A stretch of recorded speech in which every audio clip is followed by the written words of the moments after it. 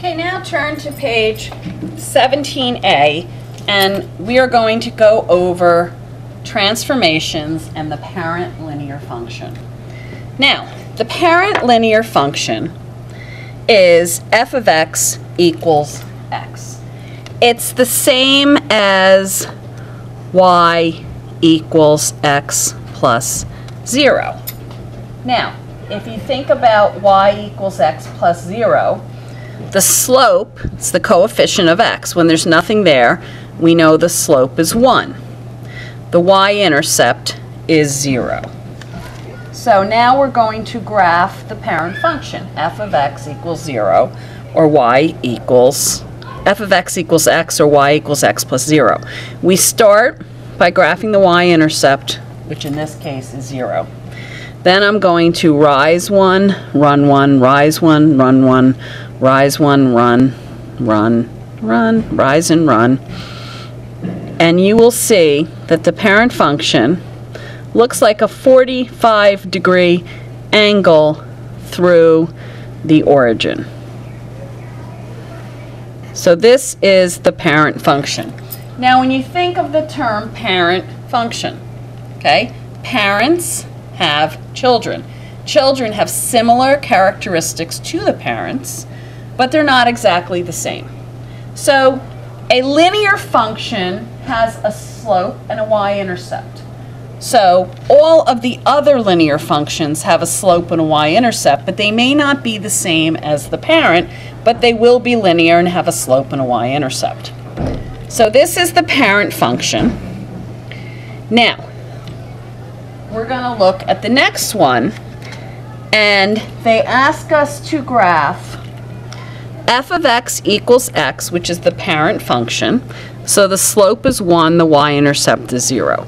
So again, I'm going to graph the parent function, and then I'm going to compare it to another function. And we're going to see another linear function, and we're going to see how they compare. So that's the parent function, and I will label this f of x equals x. And that will be done in green. Okay? Now, the other function that they want me to do is g of x equals x plus 2.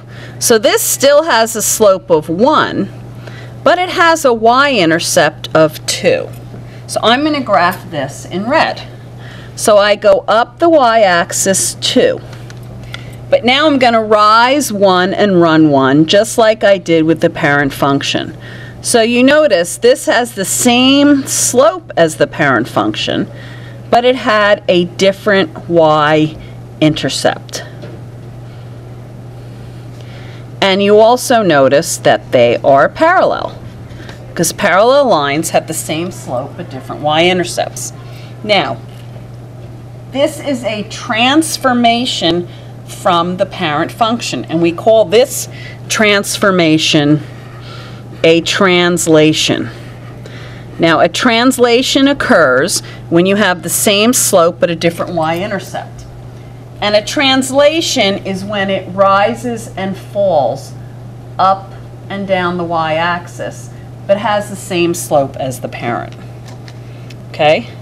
Now, we're going to look at another transformation. This one says graph the parent function. Well, now you should be pretty comfortable graphing the parent function. You know it has a slope of 1 and y-intercept of 0. You rise 1, run 1, and you go through the origin. So we draw our parent function, and I label this f of x equals x. And now I'm going to graph g of x equals x minus 3. This has a slope of 1 but a y-intercept of negative 3. So it has the same slope but a different y-intercept. And we already said that when you have the same slope but a different y-intercept, this is a translation. So I know I'm going to be drawing a translation. I'm going to start at -3, rise 1, run 1. So I have the same slope, and this is parallel to the parent function, but it translated down 3. Okay, so you notice when we did y equals x plus 2 and y equals x minus 3, when we were adding and subtracting, it changed. The transformation was a translation.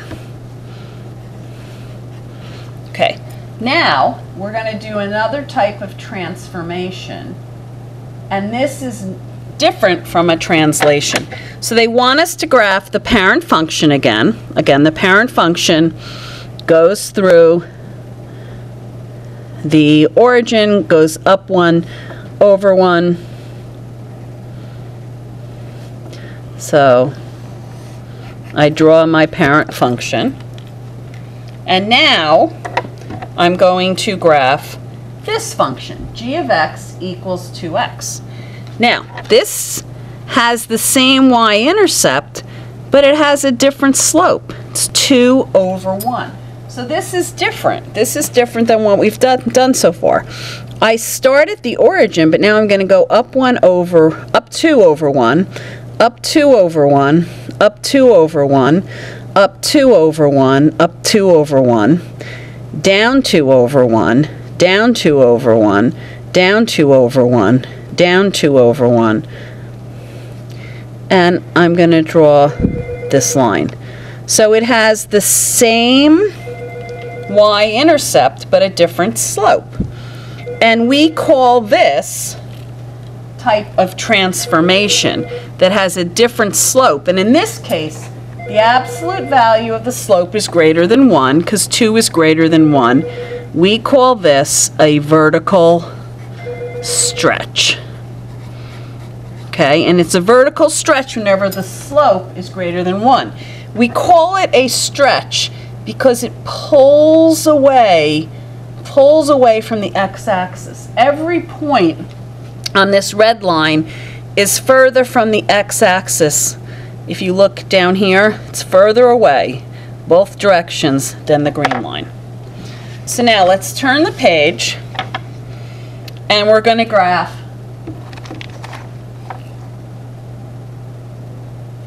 y equals 1/2 x. Again, we're going to draw the parent function. Okay, by now you should be pretty comfortable doing the parent function, slope of 1, y-intercept of 0. And we're going to graph g of x equals 1/2 x. Now this has a slope of 1 over 2, 1/2, and a y-intercept of 0. So same y-intercept, but different slope. So I start at the origin, I go up 1 over 2, up 1 over 2, up 1 over 2, up 1 over 2, up 1 over 2, down 1 over 2, down 1 over 2, down 1 over 2, down 1 over 2.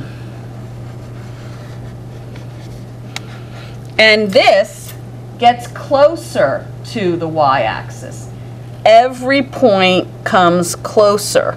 So every point on the red line is closer to the x-axis than every point on the green line. And this, the slope, the absolute value of the slope is in between 0 and 1. And we call this a vertical shrink. Okay? So when the absolute value of the slope is greater than 1, it pulls away from the x-axis. We call that a stretch. When the absolute value of the slope is in between 0 and 1, we call that a shrink. Now, here, when the slope is negative, we're going to call this a reflection. So when the slope is negative, the slope is negative 1 over 1, the y-intercept is 0. Again, my parent function looks like this. Now I start at 0, but when I go up 1, I go left 1, up 1, left 1, up 1, left 1, or down 1, like this. And this is a reflection. It's a reflection whenever it's a negative slope. Okay? So, to sum it up, if we look now at our next graphs, the absolute value of this slope is in between 0 and 1.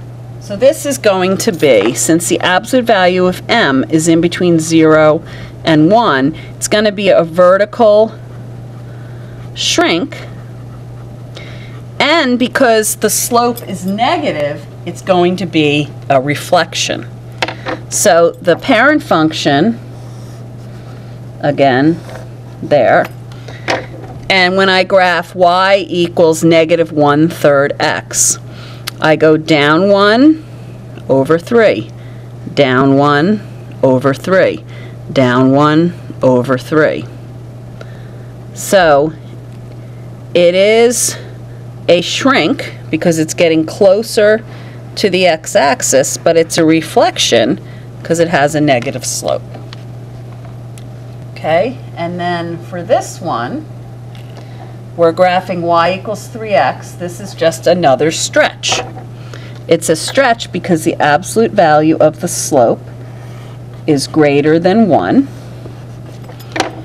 And I start at 0, I go up 3 over 1, up 3 over 1, up 3 over 1, down 3 over 1, down 3 over 1, down 3 over 1.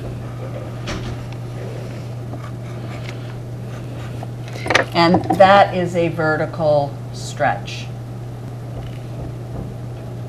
Okay, it's a vertical stretch when the absolute value of m is greater than 1.